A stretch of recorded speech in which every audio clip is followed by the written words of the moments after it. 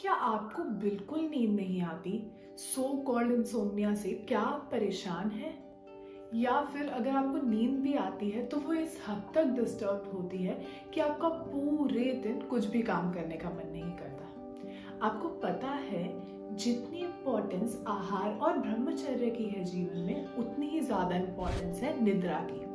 इन तीनों को हमारे जीवन में कहा गया है त्रिउपस्तंभ। मतलब कि ये तीनों सब पिलर्स हैं हमारे लाइफ के 4 पार्ट्स कंप्लीट करने के लिए, जो कि हमारे वेदों में कहे गए हैं: धर्म, अर्थ, काम और मोक्ष।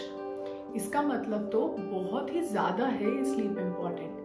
पर फिर भी आज की डेट में मैं समझ सकती हूँ, ना सिर्फ आप पर आपके आसपास वाले लोग भी इस प्रॉब्लम से बहुत ज्यादा जूझते हैं कि चाह कर भी नींद नहीं आ पाती है और फिर पूरे दिन एक तनाव बना रहता है। नमस्ते, मैं हूँ डॉक्टर अनुसुईया गोहिल और इस पूरी सीरीज में हम बात करेंगे कि वो क्या चीजें हो सकती है जिससे हम अपनी क्वालिटी ऑफ स्लीप को इम्प्रूव कर सकते हैं। आपको पता है नींद आने का पूरा प्रोसेस पतंजलि योग में क्या बताया गया है?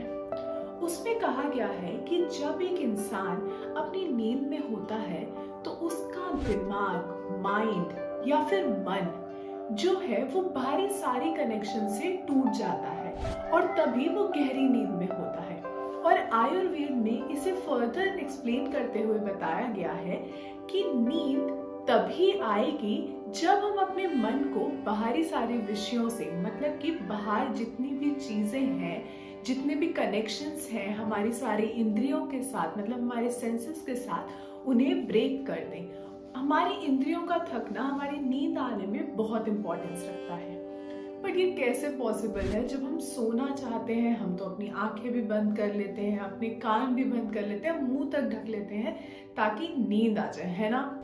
आप ये करते ही होंगे, मैंने भी बहुत ट्राई करा है। पर फिर भी कुछ दिन ऐसे हो ही जाते हैं जब मुझे भी नींद नहीं आती। तो मैं समझ सकती हूँ आपके साथ भी ऐसा होता होगा। पर इसका इम्पोर्टेंस समझना बहुत जरूरी है। अगर आप इसे इग्नोर कर रहे हैं, जो कि आप कंप्लीटली नहीं कर रहे हैं, इसलिए आप आज ये वीडियो देख रहे हैं, तो कुछ चीजें आप समझिए कि अगर इस वीडियो से ही आप इसका एक्शन नहीं लेंगे तो नींद ना पूरी होने से हमारा जो मेंटल एबिलिटी है वो भी बहुत कम होती है और फिजिकल इरिटेशन तो एक रहती ही है और हम नहीं कर पाते हैं काम। और ये टाइम के साथ ही बहुत सारी डिजीजेस में भी कॉज कर सकता है, बहुत सारी डिजीजेस को। तो इस पे वर्क करना बहुत इम्पोर्टेंट है। पर आपको पता है इसका हल बहुत ज्यादा सिंपल है। आज मैं आपको एक छोटा सा टास्क दूंगी और वो टास्क को करने का कोई बहुत ज्यादा बड़ा चीज नहीं करनी है। आपको बस आज से 1-2 रातें ये ऑब्जर्व करना है कि शाम के 6-7 बजे के बाद आप ऐसे क्या काम करते हैं जिससे आपका माइंड बहुत ज्यादा एक्टिव हो जाता है। मानने के लिए दिन में तो हम अक्सर ऐसे काम करते ही हैं जो इसमें हमारे माइंड की एक्टिविटी बहुत जरूरी होती है। पर पोस्ट योर डिनर आप ऐसे क्या कार्य कर रहे हैं जो आपकी मेंटली आपको बहुत ज्यादा एक्टिव कर रहा है?